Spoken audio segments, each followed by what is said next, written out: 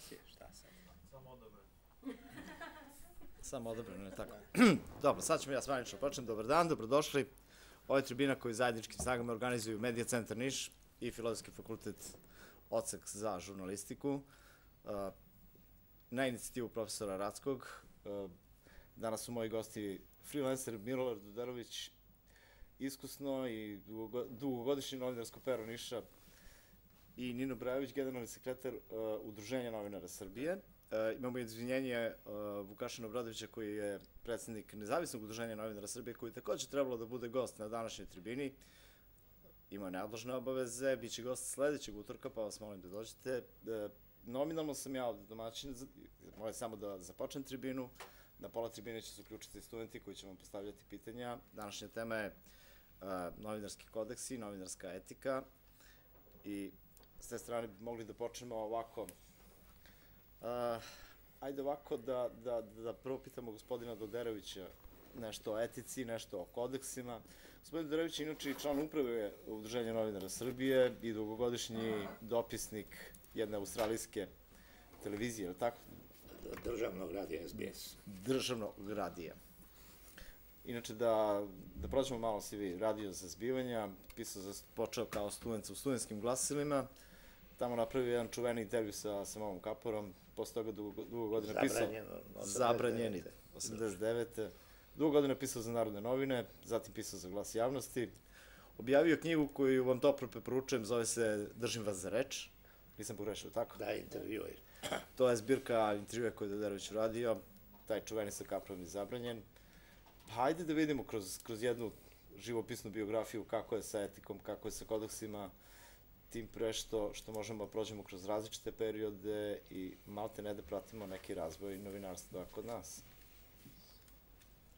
Pa Nino će svakako kao bolje obavešten, bliže izvorima gore i koje čemu u Beogradu, detaljnije govoriti i koliko se ovaj kodeks odrazio na praksu, koliko je bilo prigovora, šta se sve dešavalo, savjeto za štampu. Ali ja, evo, kad sam ga ponovo prelistao, sinoć, nakon što sam našao ovo u ormanu, gotovo da nema tačke za koje bi rekao da se poštuje. I to sam i sad rekao, jedan utisak. Sve se krši. Zašto je to tako? Pa zašto bi novinarstvo, u stvari, kako bi moglo da bude bolje od društva, od države u pokušaju, od svega što se dešava u nama i oko nas i od ambijenta u kojem živimo. Očigledno došlo je do tabloidizacije štampe. Ja sam zvanično izgubio posao i otišao u Slobodnjake, upravo zato što nisam hteo da uradim jednu glupost, da ortodoksno prekršim kodeks, da flekam kao dopisnik Glasa i Kurira Čedu Jovanovića, pišući o tome kako on ima strica klošara u Pirotu. Kakve sad to veze ima?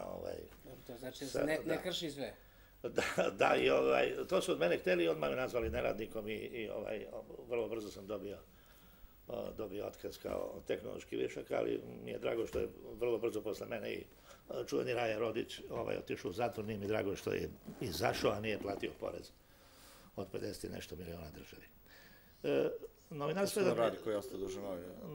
je, da, jedan vrlo delikatan posao, ali način kako je sada komercijalizovano, kako je tabloidizirano, kako dosta toga zavisi od vlasnika, od većinskih oglašivača, od tajnih vlasnika koji se kriju, a koji žele da i mediji služe, vrlo je teško držati se časno i pošteno novinarske profesije i ostati do kraja, da ne kažem, normalan. Pritisci su neverovatni, pritisci su direktni, indirektni, vidljivi, nevidljivi.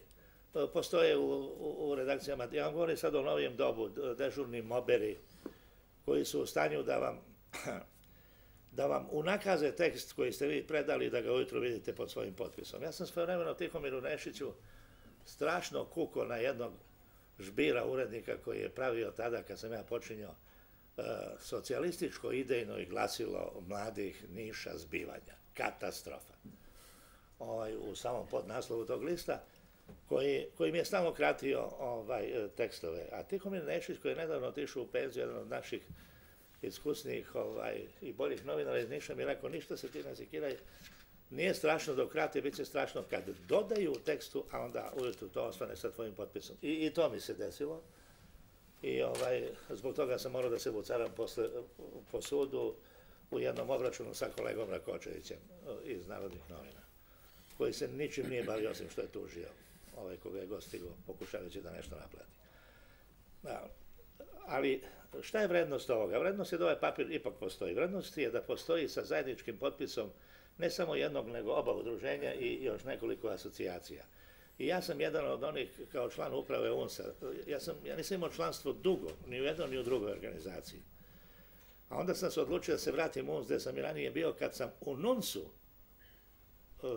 ja bih to rekao i da je Vukašin ovde, to sam mu i rekao skoro, video neke bivše babaroge novinarske, koje su na vrlo visokim funkcijama i glume demokratiju, a koje su vrlo komfortno zaslužile penziju, od kojih ja nisam mogao da vidim ni suknju Milke Planinc kad je dolazila ovde ili Draže Markovića, koji su bez jedne čvrge i opomene raznog starešine došli do penzije i koji sada tamo u tom UNS-u vode glavnu reč, drže nam predavanja, govore o demokratskom novinarstvu, o novinarskoj hrabrosti, o koje čemu. Oni nisu kukurikali kad sam ja kukurikao. Ja sam barem kukuriko i popio jednu jedinu tada zabranu u vreme Miloševićevog režima nekog medija. I to ja i sada ovima mlađim koji se malo bave novinarstvom, a malo politikom, dire im često i stranačke knjižice i džepova, objasni, tada je bilo hrabrost napraviti zabranu, sada pretrčiš po drugu zastavu i oni te tamo brane, tamo se učlaniš pa onda šmekaš neku priliku da možda na taj način i dođeš do posla. Vi ste sada na 4. godini. Nek vam je Bog napomoć, neka vam ovo bude Biblija, u svakom slučaju, ali neka vam je Bog napomoć ako uspevate da makar deo nje ostvarite. Nemojte da prodate dušu,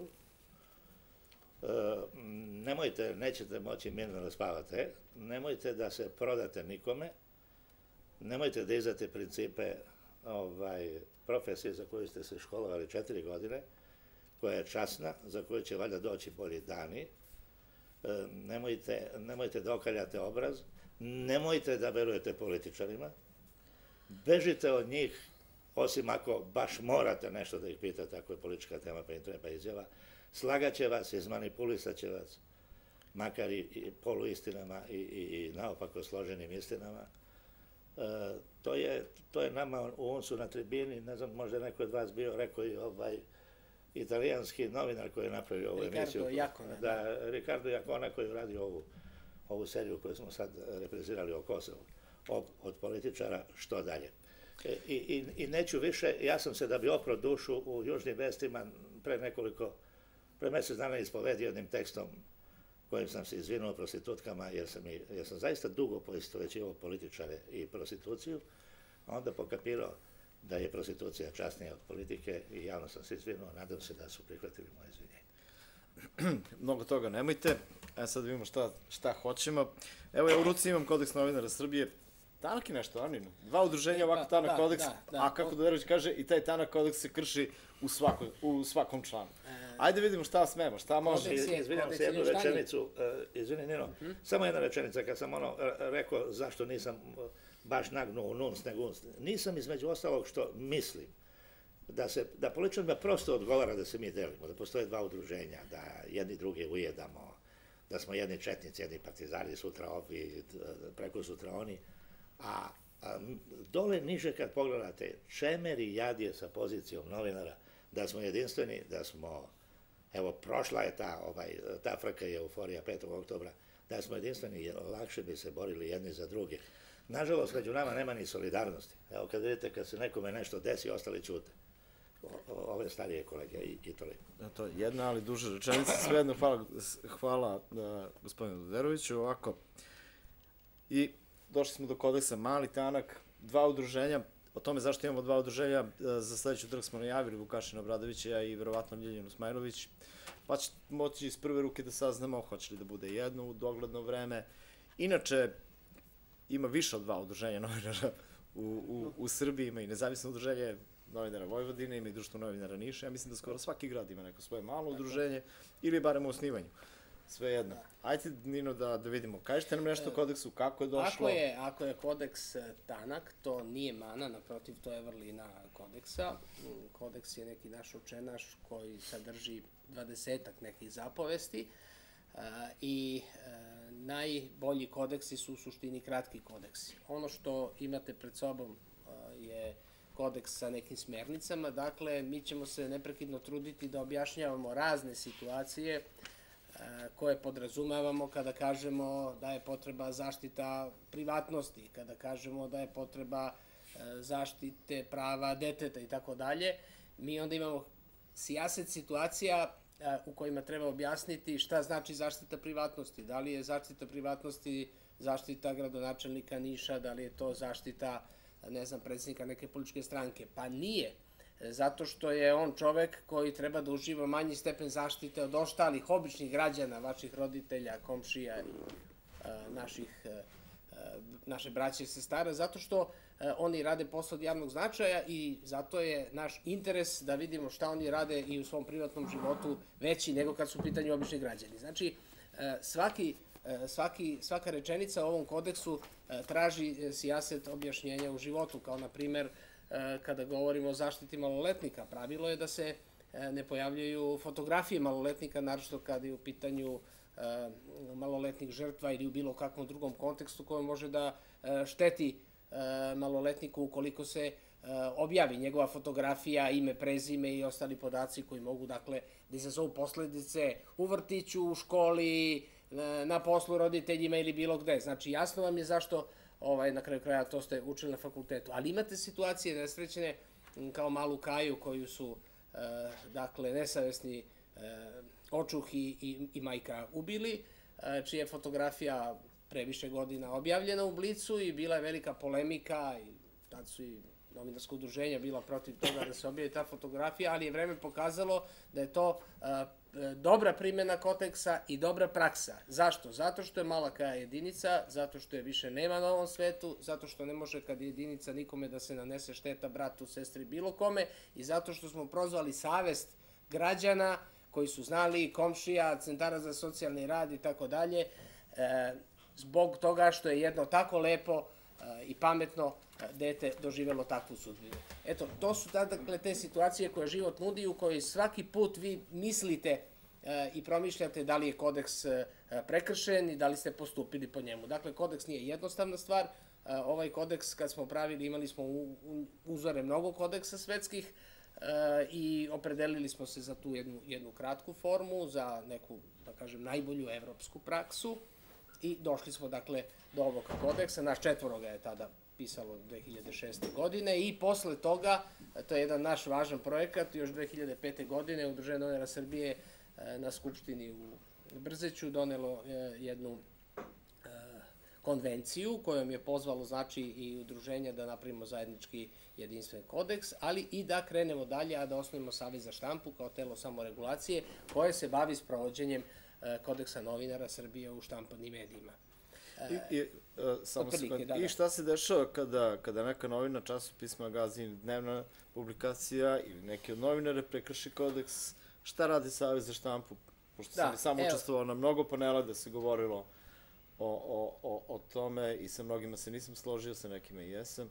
Ajde konkretno, šta se dešava u slučaju kada neko i ovako tanak kodeks prekrši ili ga flagrantno krši iz broja u broji iz... Dakle, mi smo se opredelili za jedan racionalan model. Prvo, samoregulacija. Dakle, mi hoćemo sami da regulišemo standarde poštovanja kodeksa u medijima, da to nama ne bi radili drugi. Jer, znate, ako vi se ne bavite svojim poslom, to je dobra prilika za državu, za vlast, za bilo koga da preuzme vaše ingerencije u interesu javnosti. A on na to ima pravo. Znači, ako novine skandalizuju, banalizuju dnevni život, neko može da se seti i da donese razne uredbe, pravila i da jednostavno odluči da na jedan način vrši monitoring nad štampom, što je u krajnjoj liniji cenzura. Dakle, samoregulacija znači da mi smo zainteresovani sami da se organizujemo u cilju zaštite profesionalnih standarda u medijima. Neki rezultat već postoji, dakle, Savez za štampu se mukotrpno stvarao, ali je stvoren i funkcioniše oko godinu dana. U tih godinu dana imamo 41 predstavku, od toga je 10 predstavki u kojima je Savet odlučio, dakle Komisija za žalbe odlučila da je povređen kodeks novinara Srbije. To bi verovatno, kako kaže Milorad, bio dovoljan razlog da to bude dnevna produkcija Saveta za štampu, ali pošto je to jedno telo koje smo mi tek osnovali, koje smo promovisali, možda nedovoljno još uvek u javnosti, mi smo dakle krenuli sa tim modelom. I tu je 50% uspeha. Od ovih 10 ili 11 odluka da su novinari prekršili kodeks, objavljeno je 5 ili 6. Obaveza je medija samo da objavi odluku Saveta za štampu, odnosno Komisije za žalbe Saveta za štampu, ali mediji to ne rade. Ima 5 odluka na štetu presa, mislim da su samo 1 ili 2 objavili, ove ostale 3, sada više nema ni presa. Ali možda je i pres zaista lisko i deli sudbinu nekog svog odnosa prema javnosti u jednom delu kada recimo pristane na samoregulaciju, a posle ne želi da objavi tu odluku. Problem je u tome što... Da li su svi štampani mediji u Srbiji saglasni i da li... Dakle, upravo sam to hteo da kažem, Savet za štampu osnovali su UNS, NUNS, Asocijacija medija i Lokal pres. To su, kad govorimo o Asocijaciji medija i Lokal presu, izdavači između 85 i 90% regionalnih i dnevnih listova u Srbiji. Da li visok stepen, dakle, pristanka na to da Savet za štampu bude nadležan za poštovanje kodeksa u tim medijima. Izuzetak su Kurir i izuzetak je Informer od dnevnih novina i danas. Dakle, danas Kurir i Informer. Postoji javno obećanje glavnog urednika Informera Vučićevića da će da pristupi Savetu za štampu, a do sada je i Aleksandar Rodić unazad godinu dana obećavao da će da Kurir uđe, ali nikako nije ušao, doduše mi ćemo ih držati za tu reč. Ali u svakom slučaju, osim ova 3 dnevna lista, sve ostale dnevne novine u Srbiji su prihvatile nadležnost Komisije za žalbu. Možda bi Vučićeva slika trebala da stoji na kodeksu. Dobro, u svakom slučaju, ne znam da li bi ga to pogodilo, ali je potrebno i optimalno. Razmišlja se sada o tome da Savet za štampu iznosi mišljenja i o predstavkama koje se odnose i na medije koji nisu pristupili Savetu za štampu, ali naravno onda nemate obavezu da ti mediji objave odluke Saveta za štampu, odnosno Komisije za žalbu, što naravno ne znači ne uskraćuje pravo drugim medijima, našem sajtu, našem časopisu Link. Ovde ja imam jedan broj časopisa koji ću vam posle dati, koji se ozbiljno bavi dakle i pitanjima etičkih standarda u medijima i imamo dakle tu situaciju da razmišljamo o tome da se pod nadležnost Saveta za štampu stavi oni mediji koji nisu na to pristali, jer je to jednostavno pravo onih koji imaju podršku 90% ili 95% štampanih medija u Srbiji, da imaju stav o tome na bilo čiju predstavku da li su prekršeni profesionalni standardi u nekom mediju. To je što se medija tiče. Što se tiče kolegi pojedinaca i tako dalje, nekada smo imamo i sada, ali ja dugo nisam vidio. Imali smo sud časti, novinarski sud časti koji radio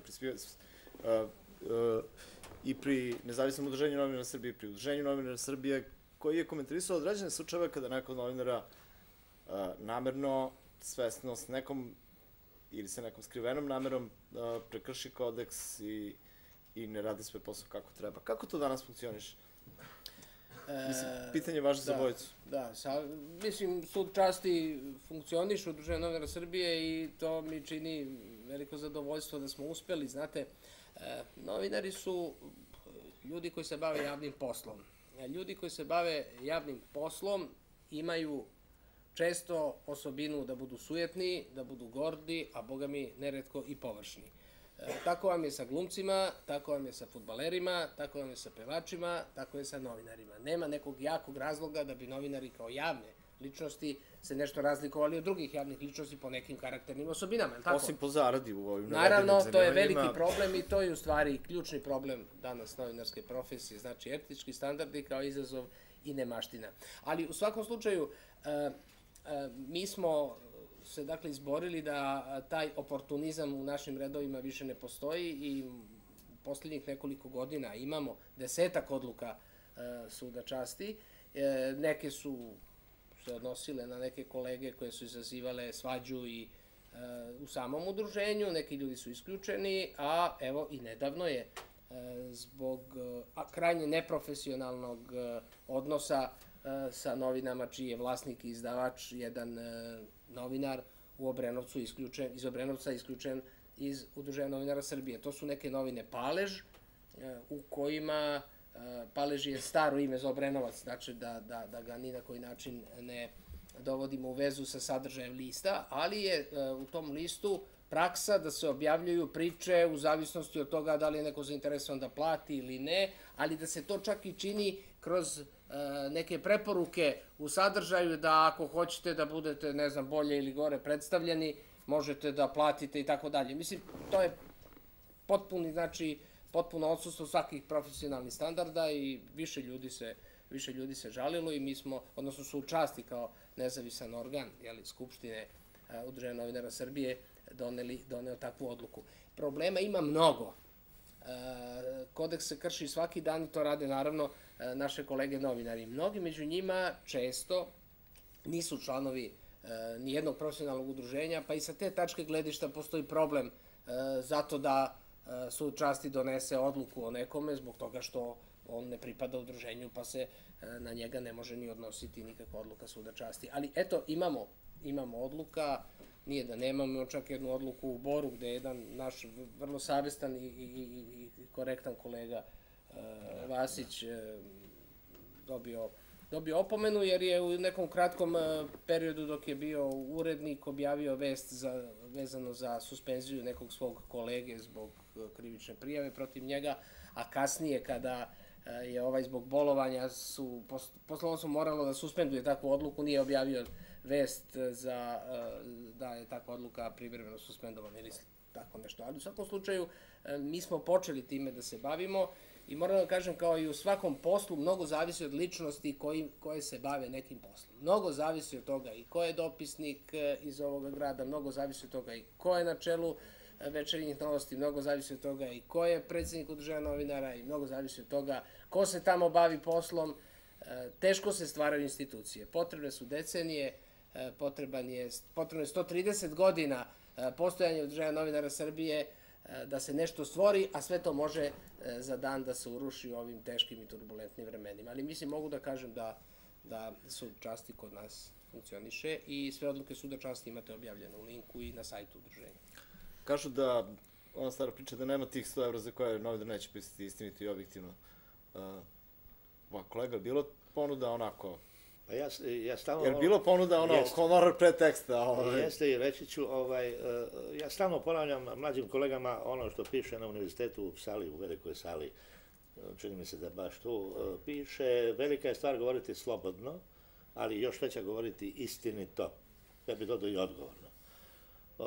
Jer slobodan govor po sistemu Hyde Parka, za mene nije, možda bi jedino Vučko sa mnom raspravljao oko toga, da li je to sloboda, da li je to osvajanje slobode i demokratije, ne znam kako.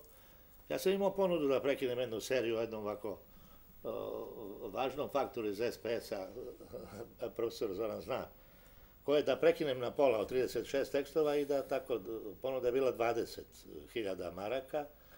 Ja sam rekao neću, pa što je li malo, pregovarač je bio vrlo ozbiljan saradnik. To je bilo dok je bilo maraka. I završili smo. Meni je interesantno, Marić je negde, da li u ćirilici negde skoro ispričao jednu priču da ima kolegu koga gotovo niko ne poznaje kao novinar u Beogradu, ima kuću na Dedinju, pa ga on pita otkud je ova kuća, kaže od neobjavljenih tekstova. Tačno, od neobjavljenih tekstova mogu da se naprave kuće u Nišu. Svi novinari koji voze automobile skuplje od 10.000 su makar nekad neku ponudu prihvatili, pa mogli da ga kupe od plate. Ne mogu, ako nisu ukrali ili imaju tetku u Americi. U toku je jedna socijalna eutanazija novinara, socijalno ubijanje, kada onda iz straha šta ću drugo, pa još ako zalutaš u novinarstvo, pa ga i ne znaš dobro, a ne znaš gde ćeš, ako nećeš tamo, onda pristaješ na sve. Vlasnici medija to odlično zaupotrebljavaju. U toku je onda jedna strašna ofanziva crnih hronika U tim crnim hronikama se nikad nije rodio dobar novinar. To su za mene mrtvozornici koji potpisuju tamo umrlice i koje, ali urednici sutra dan već daj malo mi razgazi tu temu, pa idi pitaj majku kako se osjećala kad je vidjela svoju ćerku studentkinju, govorim konkretan primjer, neću ime, u Novom Selu kako je ubila struja dok se tuširala u kadi. A ja pitam, odakle ti kolega ova slika, ma niko je nema. A kaže, mi odosmo kući, pa smo prvi javili da im je unuk poginuo, pa dok je fotoreporter zagovarao dedu i babu, ja sam ukrao sliku iz onog seoskog, kako se zove, kredenca. I onda jedini on ima sliku. I da ne govorim, i onda, naravno, to dobija prostor, to čini normu novinaru, on misli da postaje novinar, misli da postaje slavan i to je jedno crnilo, pa do onog opisa, a onda joj je zario nož u leđa, to se baš ovde u kodeksu navodi. Rasporio, pljusnuo mozak, šiknula krv, videla se džigerica i ovo, mislim, strašno. Strašno i to sve kažu prodaje novine, pa dobro, šta sve prodaje i šta bi sve moglo da se proda, ali zna se dokle su granice.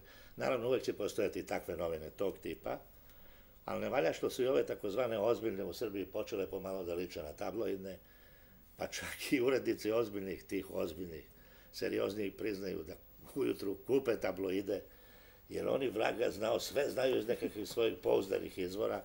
Ovde imate jednu vrlo zanimljiv deo šta znači izvor, šta znači ovaj takozvani izvor na kojih se sve češće... Kada je god to je nešto sumnjivo. Da, teška. Insajderi su dragoceni u novinarstvu, svako mora da ih neguje i ti izvori, ali ovde, brate, preterano mnogo izvora, da je najčešće tu pokriće za stav novinara ili za stav same redakcije. Bežite od toga i od tog novinarstva. A od izbora dva putića, pa sada vidimo kako i na koju stranu vode i kojim putem treba da krenu ovi mladi ljudi sutra. Ako imamo kodeks, da vidimo kako to u praksi izgleda. Evo, pitanje za Zverovića, ako intervjušete nekog i taj neko prozove nekog i vi sad treba da citirate to u vašem intervjuu, vi kršite kodeks tim ili ne?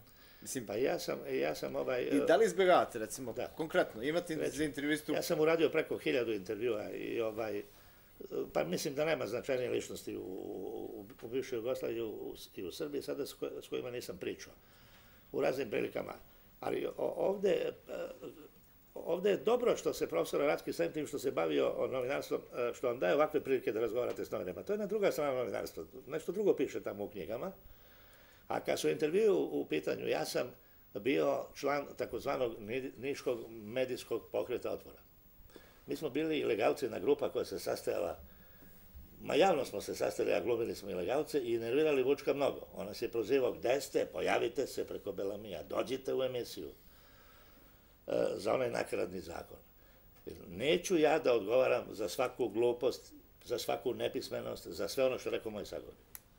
Čak ću se truditi da ga prenesem do tančina, zbog toga sam i kupio prvi Kastofor mali, da mogu to da zabeležim. Ljutio se na urednike što prave redakturu da ovi ispadaju pismeniji i pametniji nego što jesu. Vidjet će se iz ritma njegovih reči, iz pogrešno rečenog padeža, iz kompozicije čitave rečenice, koliko je glup. Čak sam se stavljao u zagrade ha, kad se on nasme na neko pitanje. I mislim da novinar ne može, ako postoji bilo kakva logika po bilo kom zakonu, da odgovara za tačno prenetu izjavu, kad su intervjui u pitanju, izjavu sa skupa, izjavu uzetu direktno, nekim povodom zatraženu pa uzetu, osim ako je nije iskrivio i prepravio. U intervjuima mene su psovali uzduž i popreko, šta će ti Mira Marković, pa učio si u njenu knjigu, odgovori, pa si ti normalan. Ma ne odgovaram ja za Mirine odgovore, ali pročitajte, ja sam Miru pitao, zašto primate šljam iz Socijalističke partije u jul? Jedno od pitanja, pa dotle do koju muziku sluša, pa da voli Bregovića, pa da li se trese, ne znam kad Marko nešto brzo vozi. I ja sam se branio i tako. U toj knjizi odgovora, gde je moj intervju koji se zove pesnički, je to ona rekla, nije važno ime sveta, su intervjui koje ona dala New York Timesu, Parimaču, CNN-u i, boga mi ne znam, još samo nekolicini domaćih medija. Kod intervjua je jedino zanimljivo da mora se spremiti da vaš sagovornik ne razgovara s vama nego vi sa njim. To nije baš uvek lako ako nema dobre priče. Vaša pitanja moraju da budu kratka, ne smiju da budu 40 sekundi da bi vam Slobodan Milošević odgovorio da, u pravu ste vi. Sad ćemo da vidimo kakve su vaša pitanja. Od ovog trenutka pozivam naše buduće kolege da se aktivno uključi, da počnu da postavljaju pitanja. Sad ste dobili malo uputstvo kako treba da postavite pitanje, pa vas molim, ko želi da nešto pita moje goste, naše goste zapravo. Izvolite. Dobar dan. Radio. Radi. Dinić Lejla, student 4. godine novinarstva. Htjela sam vas pitam samo za savjet. Recimo, ako neko objavi nešto u novinama i piše anonimni izvor, evo baš ovde piše u kodeksu o tim anonimnim izvorima. Kako mi da znamo da je to stvarno neki izvor ili da je izmišljen izvor? Kako da saznamo? Vi kao čitalac ili vi kao novinar? Kao čitalac i kao novinar. Dobro. Kao, recimo, ako hoćemo da tužimo nekog. Vi kao novinar po ovom kodeksu i po svim kodeksima, mada nismo još tu stvar raspravili do detalja, znate, postoje razni kodeksi u svetu. Ovo je neki standard evropski. Imate nekakve stavove, na primjer, islamskih zemalja u Džakarti i tako dalje, šta treba da rade islamski novinari. I on kaže, treba da se bore za priznavanje Palestine. Dakle, postoje razne socijalne ideje koje razni narodi žele da ostvare i uključujući i novinarstvo. Dakle, u našim standardima profesionalnim toga nema. Ali ima onoga da vi morate, dakle, što više izvora da konsultujete kada se radi o nekoj priči koja nije jednostavna, koja se ne odnosi na to kad će biti pozorišna predstava u Nišu. Kad vi pišete informaciju da će biti pozorišna predstava u četvrtak ili petak, vama nikakvi drugi izvori nisu potrebni osim nekoga tamo na, ne znam, bilatarnici ili u službi koja je za PR pozorišta i vi ćete tu informaciju imati i ne trebaju drugi izvori. Čim imate problem, znači da se u tom pozorištu traži neko ostavku upravnika, a neko daje podršku upravniku ili nije bitno, onda ćete vi tražiti više nezavisnih izvora. Kad kažemo nezavisnih, znači međusobno nezavisnih i na taj način praviti vašu priču. Oni često ne žele da budu njihova imena poznata javnosti, ali vi ćete preuzeti na sebe odgovornost da poverenje koje oni ukazuju vama i poverenje kojim vi njima uzvraćate se pojavi u novinama. Dakle, nema posla u novinarskoj profesiji bez poverenja. Ako nema poverenja, nema posla. Znači, dobri advokati i dobri novinari i dobri sveštenici su ljudi koji veruju ljudima koji se njima ispovedaju. Naravno, kodeks kaže i da nećete zloupotrebiti neznanje, nečije nepoznavanje, nečije nesposobnost rasuđivanja, ali naravno kao zreli i pametni mladi ljudi vi ćete otprilike znati šta je neko i zbog čega vama poverio, ali ćete proveriti još negde da li je to tačno pre nego što objavite. Tada vi preuzimate na sebe, dakle, jedno od najvažnijih pravila novinarske profesije, a to je poštovanje, dakle, izvora i na koji način ne smete da ga učinite prepoznatljivim, jer ako ga učinite prepoznatljivim, vi ste prekršili kodeks i prekršili ste jedan od temelja novinarske profesije. Dakle, i njega doveli u neprijatnu poziciju. Sada druga stvar. Čitalac mora vama da veruje. Vi morate da se izborite da ljudi veruju vama kao novinaru, odnosno vašem mediju. I imate, naravno, na tom putu imate i urednika koji ima pravo da vas pita odakle ti ta informacija. A vi imate pravo da kažete neću da ti kažem odakle mi ta informacija, ali onda on ima pravo da takvu informaciju objavi bez vašeg potpisa. Da li me razumete? Tako da smo, upravo kad smo pisali kodeks, razmišljali o tome. A zašto vaš urednik ima pravo da sazna ko je vaš izvor? Pa zato što on tu čovjek sa relativno dosta iskustva, poznavanjem neke sredine pretpostavlja se i vi tu informaciju možete da mu poverite. Ali on naravno ne sme da je oda kao što ni vi ne smete da je odate.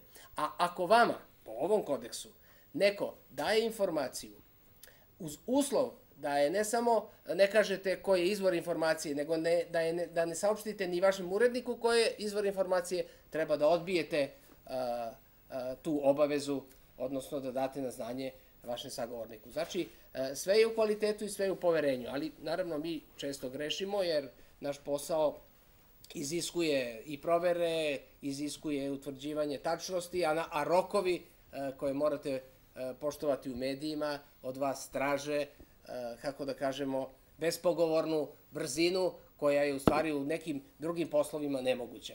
Svi ovi činovnički poslovi se svode na to da su oni preduzeli ovo, pokušali, zvali, ali eto nisu dobili odgovor. Vi ne možete tako da funkcionišete jer novine tako ne funkcionišu. Kako čitalac da vam veruje samo? Evo ja ću da zamolim, ja ću sad da vas pitam, da li bi urednik Doderović pustio sve tekstove novinara Doderović? Evo, na primjer, tako ćete sad imati... Doderović bio i urednik jedno vreme. Ne, u svakom slučaju... Da li bi urednik Doderović pustio sve tekstove novinara Doderović? Bio sam mnogo gluplji i neobavešteniji pre 10-15 godina i ja se tu svađam se na mojom omiljenom koleginicom i dobrom drugaricom koja kaže da bi sve tekstove potpisala. Ja još jedan put pitam da li to govori pri čistoj svesti i savesti. Ovo je nemoguće, ja nisam sve znao u jednopartizmu kao što znam sada. Ima tekstova gde sam bio dovođen u zablude iz naivnosti, iz neznanja, iz neobaveštenosti. Gradio sam izvore, a kako će mi čitaoci verovati? Kada kažu, a onaj Doderović, onaj njegov anonimni izvor, pogodi šta će se desiti, da će doći do smene direktora pozorišta ili do smene predsjednika te i te stranke. A moj najbolji izvor u svakoj stranci, kad je baš stranke u pitanju, je uvek bio protiv kandidata za predsjednika gradskog i opštinskog odbora koji nije prošao i koji je sakupio sve najgore onome koji je prošao i spreman je da tu fasciklu zaboravi na nekom stolu u kazandžijskom sokačetu, to mi kažemo zaboravi fasciklu. A on pokaže da je primio dnevnicu odborničku pa plati i zaboravi fasciklu i tu je svašta. Obračuni među strankama su mala maca u odnosu na obračune unutar stranaka. Dovijanja su na razne načine, do šarmiranja sekretarice gde si lepa, ona ružna kod đavo, da bi ti nešto došapnula i tako dalje. Ali nikad ih ne izdati na sudu po cenu zatvora, a još pogotovo ako on izgovorio činjenice istinite i mnogi se uhvate za to. Nije mu važno što ste vi napisali da je bila tuča na glavnom odboru prepodne, SPO-a, i to je jedan primjer nedavni, nego koliko im je važno ko je tebi rekao da je bila tuča, ali ne spore tuču i 15 kopči na glavi Milisavljevića, predsjednika Pavlovskog odbora, nego ga strašno interesuje. I zašto vi to?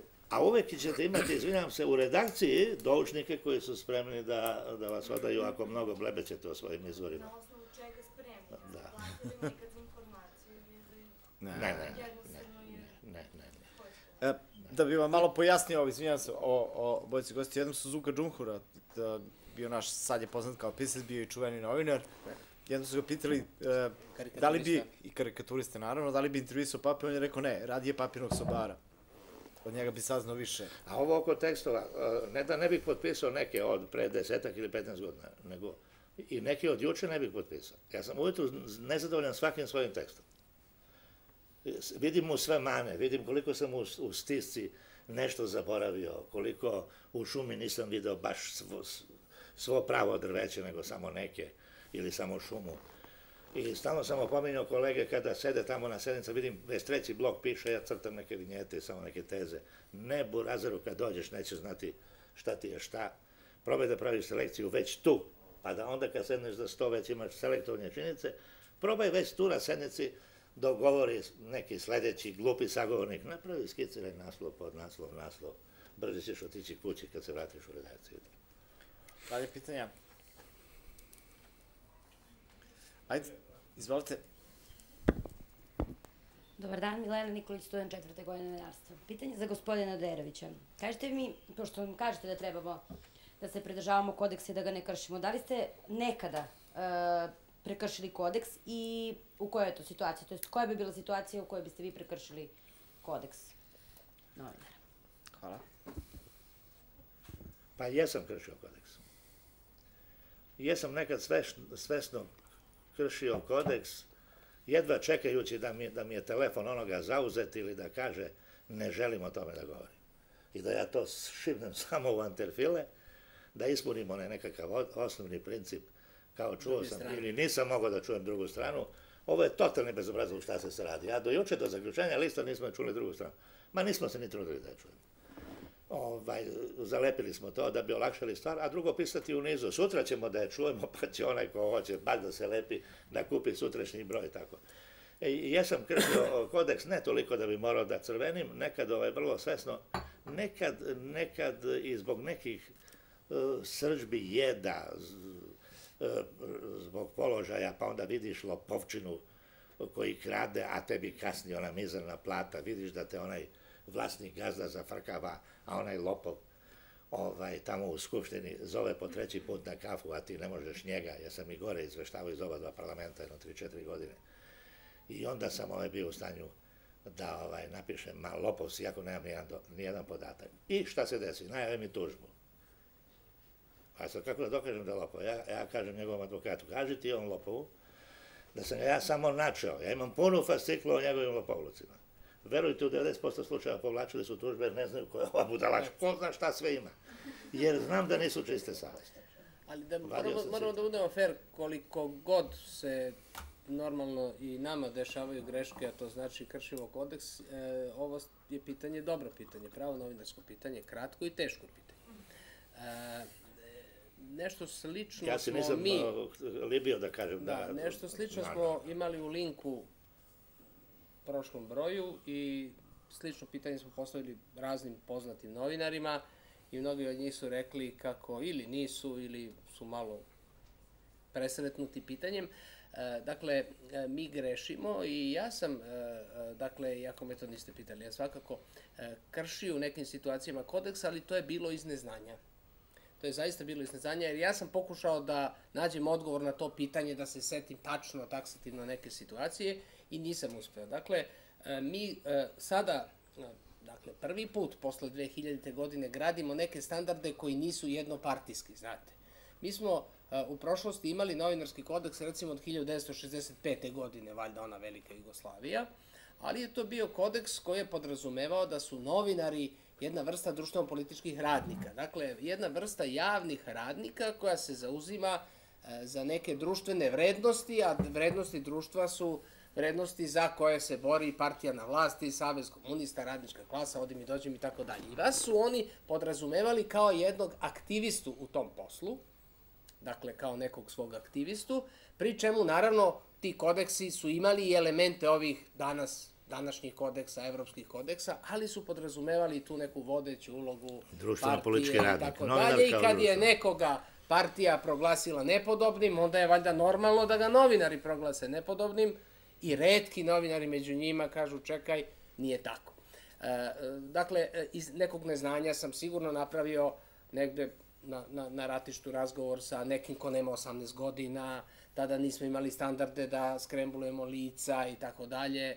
Eto, neke takve situacije su moguće, ali u svakom slučaju nije mi recimo poznato da sam prekršio kodeks sa znanjem i sa namerom. Ali sada vas da pitam, da li može da se desi da prekršite zakon, a da ne prekršite kodeks? Ima li takve situacije? Ili ako vam je jednostavnije da poštujete kodeks, a da kršite zakon? Pa nije sve što je legalno i legitimno kao i ovo. Nije sve što je legitimno. Dobro, imate li neki primer, znači, u kojem ćete vi poštovati zakon, a kršiti kodeks? Ili obrnuto, poštovati kodeks, a kršiti zakon? A na primjer da ukrademo neke dokumenta koje su mnogo bitne, neki mnogo bitan podatak. Dobro, to je dobar odgovor. Jedna od mogućih odgovora. Znači, vi ćete se koristiti uvek časnim sredstvima, tako piše ovde. Ali ovo nisu časna sredstva, ali nisu zato što je to u javnom interesu. Zato što ćete vi, tako što ćete nečiju tajnu, što ćete negde da se uvučete, što ćete i vi nešto da prisluškujete, ili na neki način da dođete do neke informacije, jer imate, znači, vama se jave neki ljudi i kažu tamo se radi to i to i to i to. A vi kažete, dajte mi za to papire. On kaže, pa ne može, pa ovo, pa ono, ali onda se vi snađete na neki način, makar i na ovaj da ukradete, jeli, iz nečije fascikle, i kad nađete to što je to, vi ste time nekakav propis i zakon prekršili, ali kodeks niste, ako na taj način saznate nešto što je, ali ne treba da vam pređe u naviku, jeli, treba da imate osnovnu sumnju da je I to bolje tamo. da vi postavljate pitanja nego da vas pitaju, verujte mi. Dobro, ali je vrlo bitno da ste spremni na Imamo li još pitanja? teža pitanja, da odgovorite. Izvinite, meni samo nije bilo najjasnije motive za izbore. Ja sam htjela da vas pitam šta je sa onima koji... Dobro, čujem se. Šta je sa onima koji imaju lažne izvore? Šta se dešava sa tim ljudima? To je težak prekršaj profesionalnih standarda, odnosno kodeksa, ali je to kao i svaka druga stvar dosta teško utvrditi. Mi danas često u tabloidima imamo tu situaciju da se izvori koriste kao poštapalica za izmišljotine. Znači, iz izvora bliskih ili vladi ili kuriru ili poznatih i tako dalje. Eto, nije možda slučajno što sam rekao kuriru, ali dakle, imamo zloupotrebu anonimnosti, ali to je nešto što i vi kao neko ko ima saznanje da je u pitanju zloupotreba morate dokazati ako nekom stavljate na teret. Prema tome, to je jedna delikatna stvar u kojoj neko ima pravo da ne oda izvor, a da pritom vi nemate pravo da ga na to naterate, osim ako je time po zakonu zaprećena kazna za krivično delo, teža kazna za krivično delo nego što je od 5 godina zatvora pa na više, jer zakon kaže da novinar nije obavezan, i zakon kaže, ne samo kodeks, da otkrije svoje izvore, osim ukoliko time ne bi sprečio otkrivanje krivičnog dela za koje je zaprećena kazna zatvora već od 5 godina. I sad ja vas da pitam, šta bi se desilo da vama neko ponudi da napravite intervju sa Radovanom Karadžićem ili Ratkom Mladićem dok su se oni nalazili i skrivali? Šta bi vi trebalo da uradite? Evo, vi ste novinar. Šta bi trebalo da uradite? Da učinite ono što je društveno poželjno, pošto su svugde izlepili ono traže se, milion, odi mi, dođi mi i tako dalje, ili da napravite razgovor? Evo, sad ja vas pitam. Naravno da radite razgovor, to je vaš posao. Da, to je. Vi niste istražni organ, vi ste intervjuistan. Ali jeste li gledali skrivenu kameru u vezi s tim? Aljoša Milenković. I Brankica Stanković? Nju nisu. Skrivenu kameru u vezi sa Radovanom Karadžićem. Jeste gledali? Gledali. Dakle, Ovo zvono koje ste čuli, to znači da imamo još samo 5 minuta, nije to bio mobilni, naravno. Tako da, čini mi se da imamo vremena za još jedno pitanje. Izvolite. Dobro, ja sam imala više pitanja, ali... Pa dobro, onda imamo vremena za još više pitanja. Prvo. Milica Janković, student 4. godine novinarstva. S obzirom na trenutno stanje u novinarstvu, pitanje i za gospodina Doderovića i za gospodina Brajovića, šta mi kao mladi novinari možemo da uradimo kako bismo to stanje u što skorije vreme promenili, jer govorili smo o svim teškoćama koje nas okružuju, koje se dešavaju danas u Srbiji. To je prvo pitanje. Da nas slažemo ili da vam kažemo pošteno? Pošteno. Da znamo čemu da se nadamo. Bojim se prekršiti u kodeks, nije da je pripremno. Ne, da vam kažem, stvar mora da se individualizuje. Dakle, vi morate da budete načisto sa sobom. Šta hoćete od svog života? Ako ste tu načisto s tim, onda da tražite saveznike u tom poslu. Dakle, i ja sam u tom poslu tražio saveznike u nekim teškim situacijama i kritičnim, kada vam je potrebna pomoć kolega da se odbranite od neke pošasti, dakle, političkih, ovih ili onih napada, ali iz mog iskustva to retko uspeva. Ali u svakom slučaju da bi trajali, da bi uspeli u vašem poslu, morate sa sobom da raščistite, morate da preuzmete na sebe jedno teško breme za male pare i onda će vam to doneti, ja bih rekao, neku unutrašnju ravnotežu i neki unutrašnji mir i dovesti vas u situaciju da se zajedno s okruženjem borite protiv nepravde i zloupotrebe. Ali novinarstvo u suštini, tako stoji u grčkom kodeksu, u članu 1, je misija. Dakle, ja vrlo rado govorim o novinarstvu kao misiji, znači to je nešto više nego profesija. Sve su profesije ravnopravne, jer su profesije, sve traže neko znanje, sve traže neku obuku. Lekar ima isto profesionalnu tajnu, lekar završava jedan teži fakultet od novinarskog, ali novinarstvo je osim profesije i misija i u tom poslu, dakle, morate da se, kako bih rekao, naoružate ljubavlju prema tom poslu i onda ćete i uživati, rekao bih, i ugled u profesiji i imat ćete, kako bih rekao, imaćete dobar temelj da se borite protiv ovoga što ne valja u profesiji, a što ste u stvari i pitali. Sad ću da je to nemoguća Ne, misija, mislim, ali... nemoguće, ali je slatka i časna misija. Ja opet ne bih menjao ovaj posao, iako sam na njemu, čini mi se, izgubio delimično zdravlje možda pre kalendara, ali ne može se nazad. U svakom slučaju, vi ste budući osvajači, dalji osvajači sloboda medijskih u vrlo časnoj i ozbiljnoj misiji.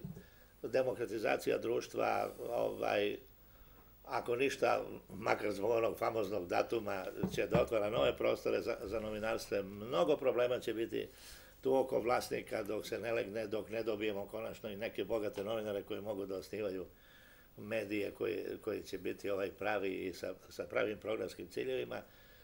To je stalna borba. Nemojte nikad da odustajete, nemojte da vas zaustave i moći ćete, živet ćete. Lepa je ta iluzija da menjate svet. Pa povremeno uveče shvatite da ga niste baš promenili mnogo, ali ujutru ponovo srljate u novu temu i na novi zadatak, kao da sinoć niste ni pomislili.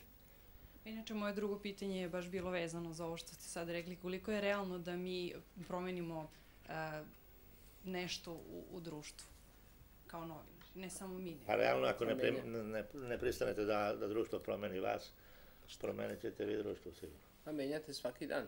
To je samo pitanje što to nije dovoljno, što život inspiriše sa toliko problema da ga duplo više novinara u Srbiji ne bi promenilo tako lako. I još jedno pitanje, izvolite se. Dobar dan, Bojan Ićimović. Zbog čega u ovom kodeksu nema, na primjer, stavke da je novinar u obavezi da se distancira od članstva u političkim partijama? Ako je već gospodin rekao da oni manipulišu, da oni ne iznose istinu, zbog čega? Znači, možda bi to bar nekog uplašilo i da se iščlani ili da se ne učlani u partiju. Kažem, mi nikome ne preporučujemo da se bavi politikom i novinarstvom u isto vreme, ali postoje neka opšta uverenja i ona su dominantna i danas, da čovek ima pravo, ustavno pravo ljudsko da pripada nekom političkom pokretu, a da radi novinarski posao. To, na primjer, nije dvostruka funkcija. Ne, to jeste, ali je nama bitno da se zna, kad govorimo o vlasništvu medija, da se zna ko je vlasnik. Znači da se vidi da li je to neko ko je bližak ovoj političkoj opciji ili čak funkcioner neke političke stranke, pošto nije zabranjeno nikome ko je funkcioner političke stranke da ima svoj medijski biznis. Prema tome, nama je bitno to saznanje da bi na taj način mogli da vrednujemo tačnost nekih novina i njihovu objektivnost u odnosu na neku političku konkurenciju.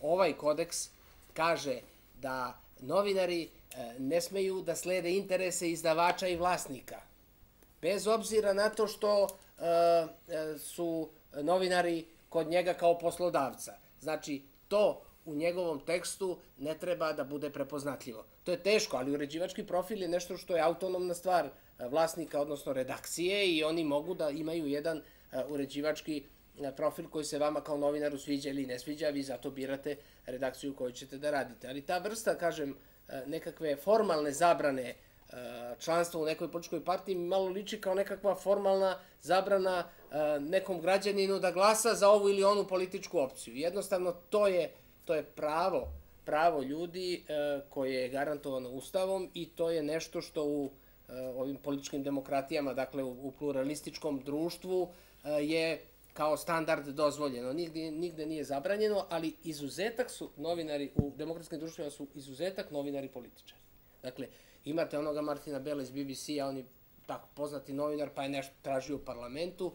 Kod nas je to isto... Malo je dobrih novinara u političkim strankama, jer prodaju dušu tijelu i ne veruju im čitavci. Imate, dakle, u prošlom broju linka, ja imam nekoliko brojeva, sve novinare, odnosno sve poslanike i odbornike koji su u svojim kandidaturama naveli da se bave novinarstvom od 90. godine na ovamo. To nije baš mali spisak, ali tu nema ovo što je rekao Milorad, poznatih i uglednih novinara, jer to jesu, po mom mišljenju, profesije koje su u sukobu interesa. Ali za nama sukob interesa kad se Kristijan Amanpour, recimo senior reporter CNN-a, uda za visokog predstavnika reprezentanta State Department, ili kada se Nataša Jeremić Jeste, ja mislim za, da je... za ministra spoljnih poslova i onda Jeste. imate, nemate malo sukob interesa Ne, tu to je i... sukob interesa, znači nije sukob u tome što se ona udala za ovoga ili ovo udala za ovoga, jer je to opet njeno ljudsko pravo. Apsolutno. Ali ta redakcija mora da nađe način da je prebaci u neku drugu, znači ne u informativnu, jer ako Nataša, tako se zove, Jeremić, večeras na dnevnom redu ima sukob u Demokratskoj stranci u kojoj je naravno akter i njen muž u nekoj situaciji, onda je ona u sukobu interesa. Onda to večer ne treba li da radi dnevnik ili ne znam šta. Tako da neki standardi, pošto mi govorimo o kodeksu, mi govorimo sad o jednom opštem standardu koji je usvojila dominantno novinarska struka u Srbiji. Međutim, postojali su, a možda će i postojati, to nije ništa u sukobu sa ovim, i kodeks večernjih novosti, kao što postoji kodeks Los Angeles Timesa, kao što postoji kodeks Monda, znači Reutersa i tako dalje. Reutersa. U parijskom Mondu vi bi, ako pišete tekst, morali negde u fusnoti, antrefileu, glosi, bilo gde da stavite, ako se taj tekst odnosi na neko preduzeće koje ima vlasničkog udela u tim novinama, morali biste to da stavite kao činjenicu u nekoj fusnoti. Dakle, to je jedan standard koji važi u toj redakciji. U Los Angeles Timesu važi standard da, ne smete više od 70 evra vrednosti neki poklon da primite. Tako da mi se, dakle, te mogućnosti postoje da se i taj sukob interesa definiše u redakcijama i da do njega ne dolazi ako je čovek, po svom izboru, stupio u brak ili ne znam sa policijom. A i naše današnje mogućnosti smo pomalo iscrpljeni. Činjenica da ova tribina završena kao takva za danas. Vidjet ćemo se sledećeg utorka. U isto vreme, hoće profesor nešto da kaže. Ovo su retki trenuci kad se naš profesor oglašava na našim tribinama. Hoćete pitati nešto, profesor, izvolite? Zahvaljujem gostima što su bili vrlo ovako, kako bih rekao... To je moj tekst, izvinjam se. Da, i gostima i voditelju na inspirativnim diskusijama, ali hteo bih da, mislim da bi studenti ostali uskraćeni za dve stvari. Jedna je pitanje da li u Evropi i svetu postoji nešto što reguliše novinarsku profesiju, nekakav kodeks, neka pravila ponašanja ili ne. I drugo, mislim da je stvarno neobično važno, jer studenti do sad nisu mogli da čuju to, u Nišu je jedina zabrana za izlaženje novina doneta u vreme kad je gospodin Doderović objavio intervju sa Momom Kaporom, a Momo Kapor je valjda prepoznatljiv i studentima, bar su nešto pročitali, pa bi u najkraće bilo dobro da gospodin Doderović objasni šta je to bio razlog, zbog čega je novina bila zabrana. Ovo se ne sreće svaki dan, on je bio glavni urednik u to vreme. I autor tog intervjua. Ali mislim da nije jedina, da je bilo po Vučićevom zakonu još jedna kazna narodni, je tako? Ne, kazne, govorimo o zabranama. Zabrana je teško uspeva, jer treba neko da skuplja po neka Nino kaže ovo oko evropskih, ali ovo kratko. Jedini greh intervjua s Kaporom je što je pogodio šta će se desiti za 10 godina. Da će se ovo raspasti kao zvečka. Moj greh je što sam pustio njegov žargon autentičan, jer to ne bi bio Kapor ako bi ga sekao. Ja sam video gde sam mogao sa 3 reda da cvrstem i da taj intervju spasim, da ga ne zabranim. Kapor je bio pijan, ja ga 3 dana jurim, on je bio pijan, on kaže ne tražim treznog jer ja tada spavam, ako uopšte spavam. I uslov je bio da ne smem da diram ništa, ništa nisam dirao, vrlo svestan da imamo dobar list, lošu reklamu, napravili smo fantastičnu reklamu. Kapor je svašta rekao za Slovence, svašta za Bosance, da ne pričam kako je okrpio koga sve na prostoru bivše Jugoslavije i borci su rekli da smo valjda po 6 osnova ugrozili bratstvo, jedinstvo, uznemirili javnost, seli međunacionalnu mržnju, destruktivno delovali na jedinstvo države, ja ne znam, 6 od 8. A i država se kasnije raspala, prema tome bilo je osnova. 6 od 8. Falila sam još 2 i tada je rasturimo odmah, ali ona je malo kasno. Ali ima pošto mi volimo pričamo anegdote, ali one su nekad i poučne. Bio je predsjednik Srbije Nikola Ljubičić u jednom trenutku. I on je bio u poseti Požarevcu, seća se, bila je Srpska Nova godina, ali tada je to bilo ovako zabranjeno da se slavi, barem u Srbiji. I on je negde u govoru političkom aktivu Požarevca izjavio kako, eto, novinari moraju da vode računa u sredstvima javnog informisanja šta pišu, eto, novine su pune toga kako nema mlijeka. On je govorio jekavski, tamo iz Užičkog kraja, nema mlijeka, a tolike su se generacije odgojile bez mlijeka. Dobro. Mi to lepo snimimo i ja to podvalim tamo u 7:30 u dnevnik, čekaju me, pošto je on bio važan i šta imaju nešto o komunistima u sredstvima javnog informisanja, nešto, ne, daj to, i naravno ja to dam i mi to emitujemo i nastane katastrofa. I onda se u 3. dnevniku kolega Budihna obraća i prepričava i onda oni kažu da, on je rekao ono što je Budihna rekao, a ne ono što je Ljubičić u 7:30 rekao. Dakle, u životu morate nekada budete inventivni i nekad dovoljno bezobrazni, ali zaista ako vidite neku glupost u javnom životu na taj način mora da se kažnjava. A ovo što nas je Zoran podsjetio, dakle, mi smo pišući kodeks imali dosta uzora za pisanje kodeksa. Uzeli smo jednu knjigu Steve Nikšića koji je objavio prevode mnogih svetskih, a pre svega ovih evropskih kodeksa koji su nama bili zanimljivi. Uzeli smo principe postupanja novinara Međunarodne federacije novinara, ima ih 15, i svih tih 15 piše u našoj novinarskoj legitimaciji Udruženja novinara Srbije na posljednjoj korici, na pretposlednjoj strani, odnosno na posljednjoj korici, i to ću vam i pokazati tu, a vi svi možete i da postanete članovi udruženja bez velikih problema, jer je vaš nastavni sadržaj studiranje novinarstva sa zaista niskom članarinom i tako dalje, i to je nešto što je za vas dobro, ali dakle ti principi postupanja i pogodnostima, jeste. Molim, sledećeg utorka ćemo pričati o udruženjima i o privilegijama, prednostima, manem. Prosto nadam se da studenti nisu uskraćeni, studenti nećemo ništa da pitamo, ko zna što dokle bismo ostali. Svejedno, hvala vam što ste bili, želim prijatan dan, hvala i mojim gostima.